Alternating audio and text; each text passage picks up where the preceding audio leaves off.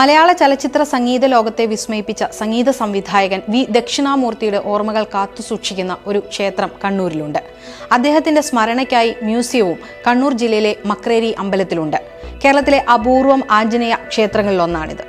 ഹനുമാൻ ഭക്തനായ ദക്ഷിണാമൂർത്തി വർഷങ്ങൾക്ക് മുമ്പ് ഈ ക്ഷേത്രത്തെക്കുറിച്ച് അറിഞ്ഞ് ഇവിടെ എത്തുകയും പിന്നീട് ക്ഷേത്ര പുനരുദ്ധാരണത്തിനായി തന്റെ കയ്യിലുള്ള പുരസ്കാരങ്ങൾ സംഗീത മണ്ഡപത്തിലേക്ക് നൽകുകയുമായിരുന്നു. സ്വാമിയുടെ മുൻകൈയിൽ നടത്തിയ ത്യാഗരാജ അഖണ്ഡ സംഗീതാരാധനായജ്ഞം ഇന്നും എല്ലാ വർഷവും ഡിസംബറിൽ ഇവിടെ നടക്കാറുണ്ട്. കേരളത്തിന്റെ നാനാഭാഗങ്ങളിൽ നിന്നുമായി നിരവധി കർണാടക സംഗീതജ്ഞരാണ് ഇവിടെ എത്തുന്നത്. 2013 ഓഗസ്റ്റ് 23 തന്റെ 94ാമത്തെ വയസ്സിൽ ചെന്നൈ മൈലാപ്പൂരിലെ വസതിയിൽ കുഴഞ്ഞു വീണ് മരിക്കുന്നതുവരെ ദക്ഷിണാമൂർത്തി സ്വാമി തന്നെയായിരുന്നു ത്യാഗരാജ അഖണ്ഡ സംഗീതാരാധനായജ്ഞത്തിന് നേതൃത്വം നൽകിയിരുന്നത്. ഇതോടെ മക്രേരി ക്ഷേത്രത്തിന്റെ പേരും പെരുമയും ഉയർന്നു. 2018 ഡിസംബർ 28 അന്നത്തെ ടൂറിസം വകുപ്പ് മന്ത്രി കടകംപള്ളി സുരേന്ദ്രൻ ദക്ഷിണാമൂർത്തി മ്യൂസിയം നാടിന് സമർപ്പിച്ചത്.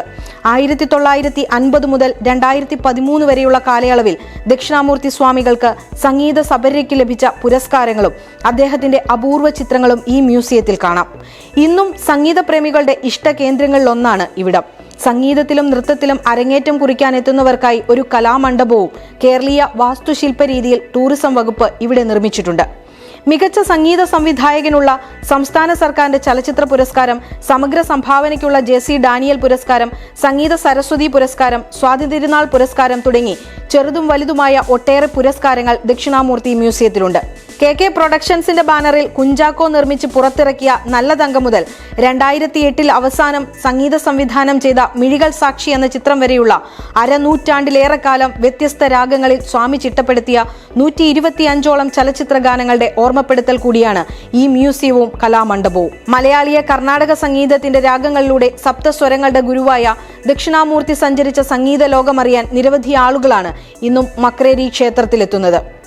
സംഗീതത്തിന്റെയും നൃത്തത്തിന്റെയും മറ്റു കലകളുടെയും കേദാരമായി ഒരു ക്ഷേത്രം മാറുകയെന്നത് അപൂർവമാണ്. ഇത്തരം ഒരു ഖ്യാതിയുടെ കഥയാണ് മക്രേരി അമ്പലത്തിന് പറയാനുള്ളത്. പാലക്കാട് കൽപ്പാത്തി പോലെ കർണാടക സംഗീത രാഗങ്ങൾ ഡിസംബറിന്റെ കുളിരിൽ പെയ്തിറങ്ങുന്ന മക്രേരിയെ സ്ഥിരം സംഗീത കേന്ദ്രമാക്കി മാറ്റാനുള്ള പ്രവർത്തനങ്ങളാണ് സാംസ്കാരിക വകുപ്പ് നടത്തിവരുന്നത്. സമകാലിക മലയാളം, കണ്ണൂർ.